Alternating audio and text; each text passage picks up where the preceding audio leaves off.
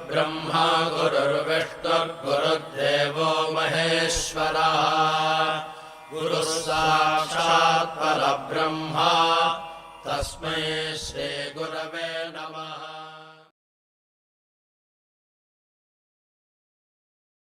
ഓം ശ്രീ സായിരാം. ഒരിക്കൽ ഒരു എഴുത്തുകാരൻ സ്വാമിയെക്കുറിച്ച് തുടർച്ചയായി ലേഖനം എഴുതി ഒരു പത്രത്തിനയച്ചു. അതവർ എഡിറ്റ് ചെയ്ത്, അതായത് പ്രധാനപ്പെട്ട കുറേയേറെ ഭാഗങ്ങൾ നീക്കം ചെയ്തിട്ടാണ് പ്രസിദ്ധീകരിക്കാൻ തുടങ്ങിയത്. എഴുത്തുകാരന് വിഷമമായി. സ്വാമിയെ വിവരമറിയിച്ചു.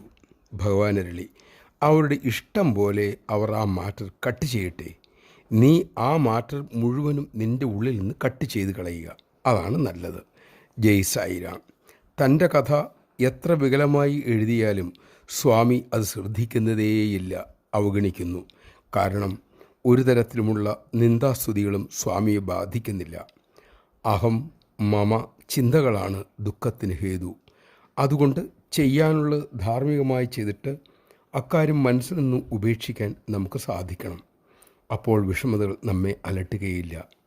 അത്തരം ഒരു വിവേകത്തിനായി നമുക്ക് ശ്രമിക്കാം. സ്വാമി നമ്മെ അതിനനുഗ്രഹിക്കട്ടെ.